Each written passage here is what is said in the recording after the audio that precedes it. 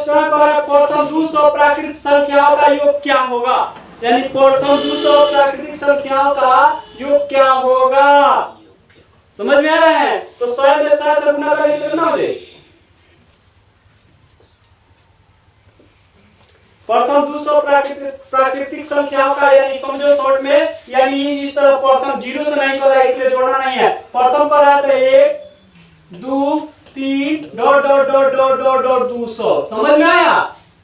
प्रथम प्राकृतिक संख्या को 1 से शुरू कर देना है और a बराबर हमारा 1 हो जाएगा, a2 बराबर d बराबर क्या होगा, a2 minus p2, a2 minus p2 यानी 2 माइनस 1 बढ़ेगा 1 और हमारा a का मान कितना हो गया 200।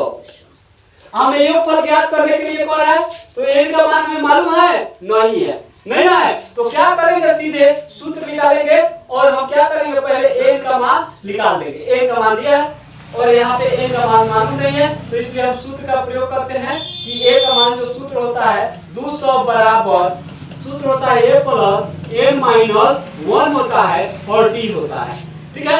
a का मान जो हमारा क्या हो जाएगा 1 हो जाएगा, आप p2 से पीछे बैठे रहिए, ठीक है। n का मान जो है n रहेगा और -1 और d का मान कितना हो गया 1 हो गया, ठीक है।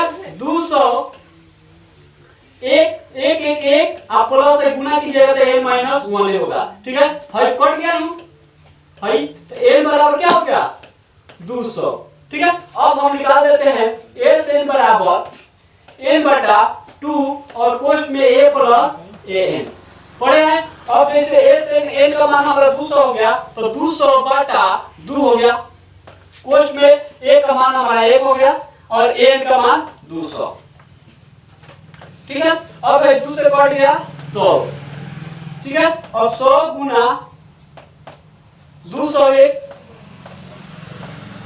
यही ना होगा, 201 होगा, गलती है या सही लिखे हैं, गलत है तो गलत बोलो 201। अब गुना कर देंगे इसे तो क्या होगा 201 और 00, यानी हमारा देखो तो 20,100 दिखाई दे रहा है आंख से, देखो तो पेटू पीछा, ठीक है। यानी क्या हो गया 20,100 का आंसर हो गया, ठीक है। अब जाइएगा एग्जाम देने रोड पर ताकते रहिएगा तो बाबा के लड्डू आंसर मिलेगा, ठीक है। क्वेश्चन नंबर हम देखते हैं 14,